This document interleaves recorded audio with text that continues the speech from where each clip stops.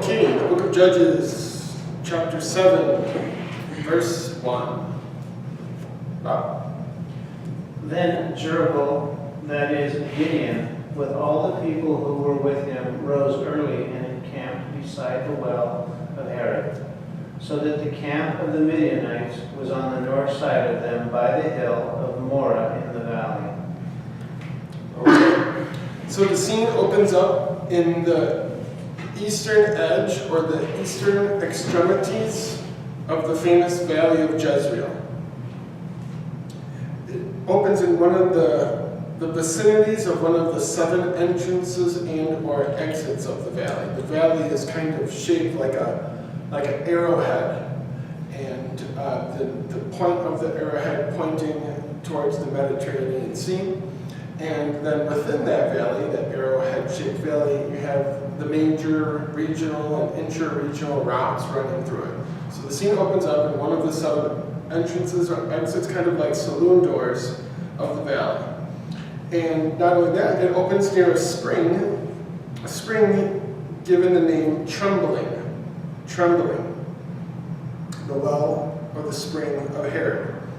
And it's likely called Trembling because of the demeanor of the Israelite troops who have gathered together to make war against the people from the east. Now, because of a lack of Egyptian power, that is to say, the cap is very weak at this time, the Midianites and their mercenaries are very easily crossing over from the other side of the Jordan River, from Transjordan. They're passing over these unmanned checkpoints and the former Egyptian strongholds of Bet-Shan, for example. So because Egypt is weak and waning, and an usurper from Syria at this time is reigning on the throne of Egypt, there's more problems, more things that Egyptians need to deal with at home than to deal with outposts in Canaan. So that opens the floodgates for the Midianites and the Amalekites to come from the east. Verse number 2, Lane. The Lord said to Gideon, "You have too many men for me to deliver Midian into their hands, in order that Israel may not boast against me, that their own strength have saved her." Okay, thank you. Now, in order to ensure that the battle and the transmission of the story as it goes down through history belongs to Yahweh, in verse number 2, it's all capital letters for Lord. Gideon is informed that he has to reduce his staff, he has to reduce his foot soldiers, his governors, his captains of 32,000. He has to reduce the number of 32,000 before he can wage war with the army in the valley of at least 135,000. And we know that this is the probable number, not from this verse, but from later in Judges 8:10, when it says, "By this time, Zeva and Zalmunna," those are the 2 chiefs, the heads of the opposition army, they were in Karkor, which we'll look at later, in Transjordan, with 15,000 warriors. All that remained of the allied armies to the east for 120,000 had already been killed. So that locks in the number of the Amalekite and Midianite forces and their mercenaries, etc., parked in and around the valley of Jezreel. Right now, 135,000 against 32,000. That's essentially where we're at. Verse number 3. Now therefore, proclaim in the hearing of the people, saying, whoever is fearful and afraid, let him turn and depart at once from Mount Gilead. And 20,000 of the people returned, and 10,000 remained. Okay. This ragtag group, this loosely affiliated groups of the tribes of Israel, which comprise the army. Likely these people aged in ranges from teenagers to old men. These people were probably drafted into the effort to reclaim their homeland, their allotted territory. Now, as we see, once the option for an honorable discharge was offered to the men gathered together, which is prescribed in the Bible in the law of Moses. We see in Deuteronomy 20, verse 8, it says, "Then the officers will also say, 'Is anyone here afraid or worried? If you are, you may go home before you frighten anyone else.'"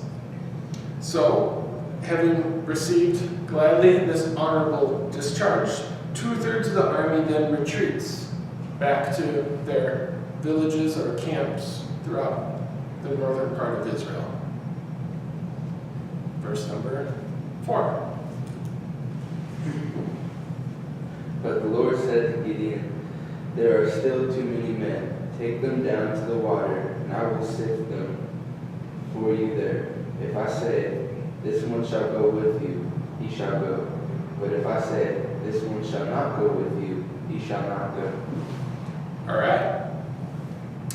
Evidently, 10,000 against 135,000 were still insufficient for God to get the glory. And even though Barak earlier had 10,000 in his war against Sisera, empowered by Yahweh, the same idea from Leviticus we kind of transcend here in 26:8, where it says, "5 of you will chase 100, and 100 of you will chase 10,000, and your enemies will fall by the sword before you." Verse number 5. So he brought the people down to the water. And the Lord said to Gideon, "Everyone who laps from the water with his tongue, as a dog laps, you shall set apart by himself. Likewise, everyone who gets down on his knees to drink." Okay, those who bowed the knee to drink, why did they do that? Well, it's a good question. They likely could have been used to doing that because of the familiarity and their often participation in Baal worship and bowing the knee to Baal. It's possible. You see, like in Romans 11:4, it says, "And what was God's answer to him?" Calling back to Elijah, of course. "I have reserved myself 7,000 who have not bowed the knee to Baal." So maybe, just maybe, this is kind of further weeding out the true adherents of pure Yahwistic Yahweh worship versus those people who, even though they're zealous and nationalistic, they're still Baal worshipers. And maybe by them doing what they're doing, by bowing, that kind of gave it away. It's just an idea. Nevertheless, yet those who bent their knees and cupped their hands and filled them with water and drank while they were standing, those were the ones that were set apart for Yahweh to fight the Amalekites and the Midianites. Verse 6. 300 men lapped with their hands to their mouths. All the rest got down on their knees to drink. Okay. After the... Hi. Good evening. We are in chapter 7, verse 6. Chapter 7, verse 6. After the election, the Israelite army was now outnumbered 400 to 1, if you do the math. Outnumbered 400 to 1, which is probably now sufficient enough to give the victory and the glory to God. Verse 7. But then the Lord said to Gideon, "By the 300 men who lapped, I will save you and deliver the Midianites into your hand. Let all the other people go, every man to his place." Such odds have not been overcome in the scriptures since probably the days of Abraham. And that's, of course, in Genesis chapter 14, when he and 318 of his trained servants overthrew the entire the king of the east and his allies. Now, as a footnote, what is kind of interesting is a lot of rabbinic readings of the Genesis 14 passage of the 318 point out that 318 is the numerical weight of the name of Eleazar of Damascus, which is Abraham's handler, his right-hand man, his assistants. So some rabbinic readings run with the notion that it was just Abraham and Eleazar of Damascus who went up north and got Lot and overtook the kings of the east. But it's pretty clear that was 318 trained men. But it's an idea. There we go. Chapter 7, verse 8. Ron, you got that one? So the people took victuals in their hand and their trumpets. We sent all the rest of Israel, every man unto his tent. We retained those 300 men, and the host of Midian was beneath them in the valley. So the 9,700 men who bowed the knee, and we mentioned, Ron, that a possible understanding of why the 9,700 who bowed the knee were honorably discharged and 300 were kept is because it was a custom, according to Romans chapter 11, verse 4 and other places, that you would bow the knee to Baal. And maybe these people, though being very nationalistic still have some elements in their DNA, as it were, of Baal worship. And that's how God weeded out the 9,700. Nevertheless, those who bowed the knee were sent back to their respective tribes with honor. The tribes of Naphtali, Asher, and Manasseh, while the 300 retreated back up to the hill of Moreh, which you can see on the map here, to look down, assess their options, and they also had the provisions with them and the trumpets of those who were sent back home. Now remember, we're dealing with a period that is Iron Age 1. And during this period, Israelites, generally speaking, had zero access to any kind of instruments of iron. Zero. In fact, the scriptures kind of fall all over themselves of imploring us that the Philistines, at least on the eastern Mediterranean seaboard, the Philistines were the ones who had the monopoly on iron smelting, blacksmith, iron sharpening, and that the Israelites actually had to come down from the hills to the plain to have the Philistines sharpen their goads and their picks and their tools. And just a short time after this account, Saul and Jonathan, at the battle against the Philistines, were the only two. Now all of Israel without a sword. So it's kind of a little bit of a reading in between the lines here, because it doesn't say they have weapons. And the reason they don't have weapons is probably because of the monopoly of the metallurgy by the other mites, by especially the Philistines, okay? Verse number 9. Lane? During that night, the Lord said to Gideon, "Get up, go down against the camp, because I'm going to give it into your hands." Okay, so not only were the 32,000 Israelites dwindled down to 300, but to certainly ensure that Yahweh received the glory for the victory, Gideon is now told to attack the innumerable horde of 135,000 in the valley without any conventional weapons of war. Verse number 10. But if you are afraid to go down to the camp of Purah, your servant. Okay, so knowing Gideon is like all of us, weak, dust, the Lord encourages Gideon to bring Purah, whose name means something like branch. And Purah was likely Gideon's armor bearer, his armor bearer. Not only that, so that the testimony may be from what they've experienced in the camp from the mouth of 2 or 3 witnesses. Verse number 11. Ron?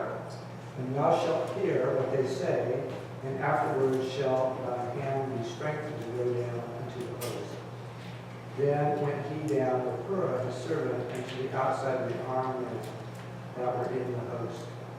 Okay.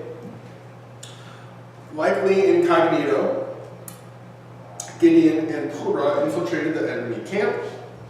They broke past the enemy lines late in the night watch to spy out among the Midianite sentinels, the night watchers, of any opportunity that would be helpful or advantageous to comfort the hearts of the 300 men who are imminently going to wage war.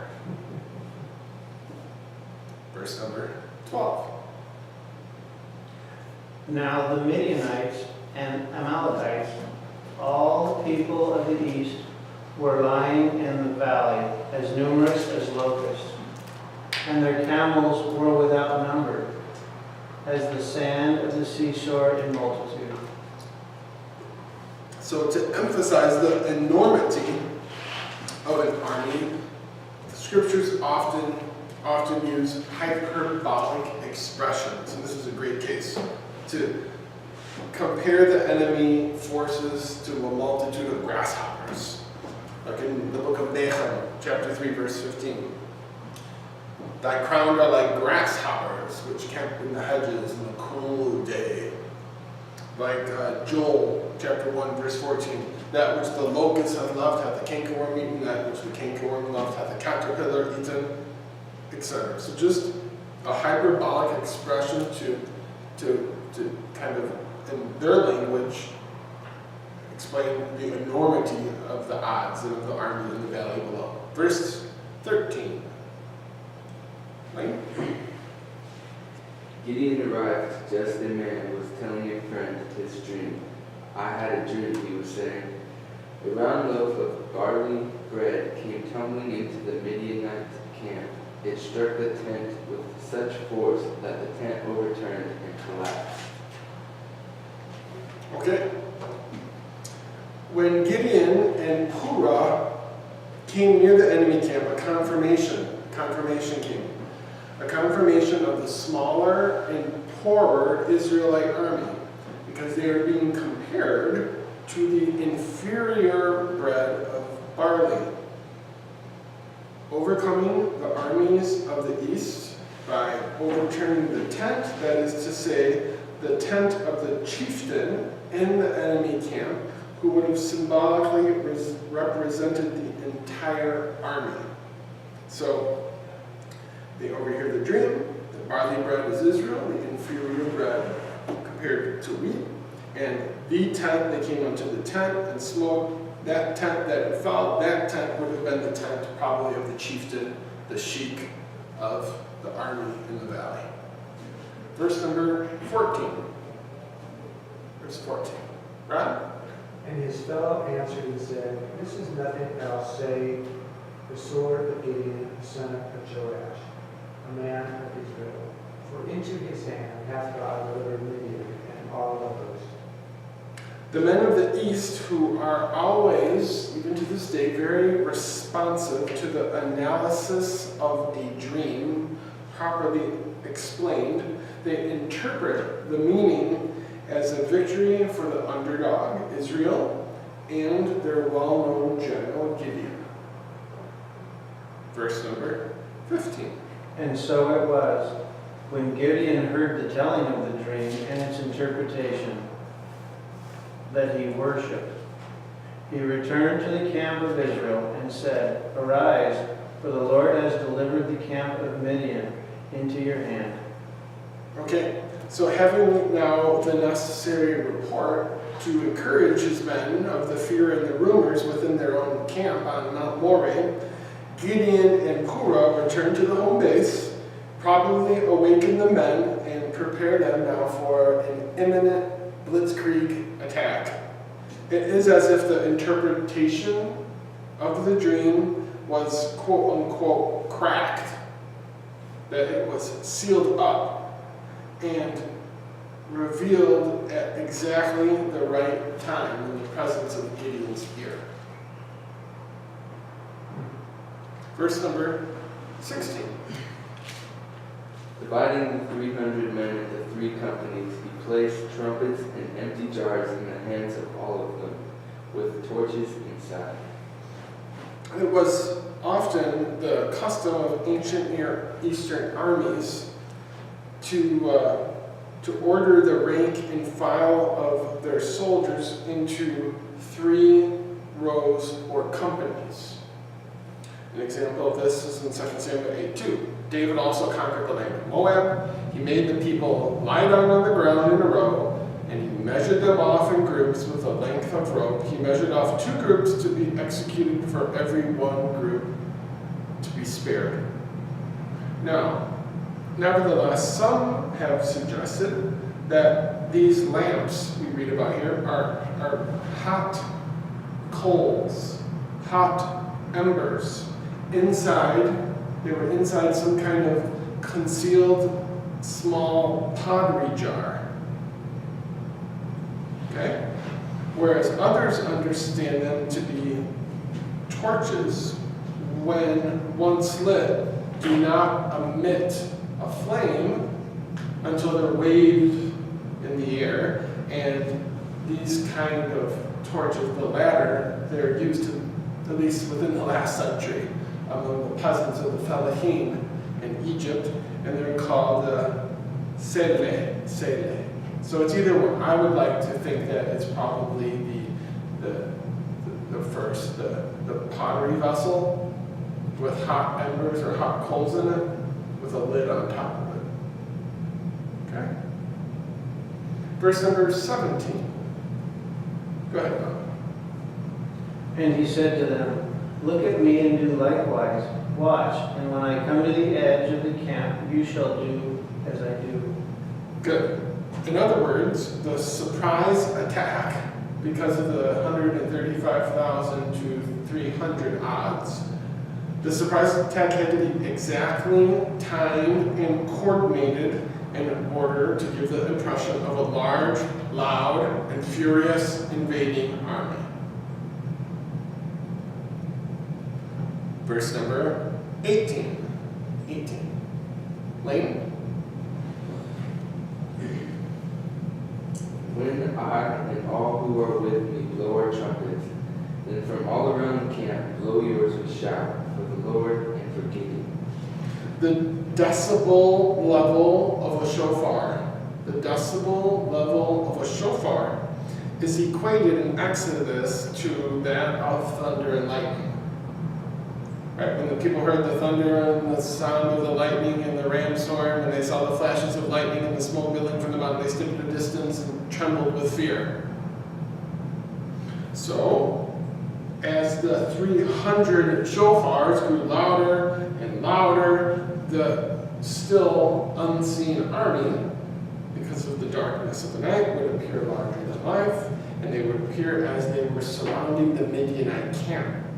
There are rabbinic sources in regards to the decibel level and power of the sound of the shofar that says that, keeping aside the fact that there was no modern technology or airplanes or cars to interfere with the noise in antiquity, but you could hear the shofar being blown from Jerusalem and Jericho. As the crow flies, it's about 13 or 15 miles. That's pretty amazing. And of course, the acoustics of the land foster that. For in that region of Judea, the valleys are deep V-shaped valleys, and sound can just fly through. Now, also in unison, they were to proclaim the name of Yahweh. And in doing so, hopefully they would strike fear in these superstitious people, as well as the name of Gideon, whose name, as we earlier saw, had already been circulating in rumors in the camp due to the dream. Verse 19. Ron? So Gideon and the 100 men that were with him came to the outside of the camp at the beginning of the watch, and they had the newly set the watch, the little trumpets, and break the pitchers that were in their hands. Shortly after midnight, during the second watch, not the first watch, because some people still might be awake, and not in the third watch, because some people would just probably be beginning their day, but in the second watch, where when most people were asleep, that's when Gideon attacked. Verse number 20. Then the three companies blew the trumpets and broke the pitchers. They held the torches in their left hands and the trumpets in their right hands for blowing. And they cried, "The sword of the Lord and of Gideon." The enemy soldiers were then awakened out of a deep sleep to the sight of an invading army, the cry of Yahweh, their God, and the explosion of a ring of fire surrounding the camps. Verse 21. Rob. He stood every man in his place round the camp, and all the host ran and cried and fled. Unarmed and outnumbered, the Israelites held their positions apparently on the perimeter of the camp as they watched Yahweh fight for them. And the frightened soldiers scattered, and they may have thought that the frightened soldiers may have thought that these men were lighting the way for an infantry. The Israelites were lighting the way for an infantry or a cavalry or something like that to follow up and invade the camp. Verse 22. Bob. When the 300 blew the trumpets, the Lord set every man's sword against his companion throughout the whole camp, and the army fled to Beth Acacia toward Zahara, as far as the border of Abel Aholah and Tabath. Okay, so confused in the darkness of the night and in the grogginess of their awakening out of deep sleep, the Allied soldiers apparently now returned friendly fire upon one another in every single corner of the camp. The remnant likely escaped via the Harod Valley, which you can see on the map here, and they went to the Rift Valley, and then they went to a yet to be identified place called the House of Shittim. The House of Shittim. Nobody knows where it is, but it was probably, or possibly I should say, some kind of pagan temple, because it's the house of some kind of deity probably. And it was located by a place called Abel Hola, but we know that from later scriptures that this is where Elisha was from. And that site, you can see it on the map there, we know for sure, or pretty for sure, where that's located, right? And next to Rehoboth in the Transjordan Valley. So that's approximately the route they took as they exited to the east. Verse number 23. Lane. Israelites from Naphtali, Asher, and all Manasseh were called out, and they pursued the Midianites. So what's going on here? Probably the 9,700 men who were previously sent home with an honorable discharge. Apparently, they received word now that the Midianites were on the defensive, so they joined Gideon and his men and helped assist them in finishing the victory. Verse 24. Rob? And Gideon sent messages throughout all Mount Ephraim, saying, "Come down against the Midianites, and take before them the waters unto Beth-bar and Jordan." Then all the men of Ephraim gathered themselves together, and took the waters under Beth-bar and Jordan. The southern tribes of Judah, Simeon, and Benjamin also responded to Gideon's call, and they descended east to the Jordan Valley to secure any of the fords or the crossing points the Midianites would have used to escape back to Transjordan. And this map here from the Medeba map shows us such, or probably so shows us such fords or crossing places. Okay? Verse number 25. And they captured two princes of the Midianites, Oreb and Zeb. they killed Oreb at the rock of Oreb, and Zib they killed at the winepress of Zib. They pursued Midian and brought the heads of Oreb and Zib to Gideon on the other side of the Jordan. Oreb means raven, something like that, raven. And Zev means wolf. And these may not be their given names. They may be nicknames that were assigned to them to reflect their infamous cruelty. And nevertheless, like other seeds of the serpent in the scriptures, like Sisera, like Goliath, etc., they have their head cut off, Genesis 3:15. The place names associated with their executions, like he was slain upon, Oreb was slain upon the rock of Oreb, or whatever. So the place names associated with their executions, of course, are reminiscent of the great event that occurred there, and given those place names, of course, after the event. That finishes up the short chapter 7. How far was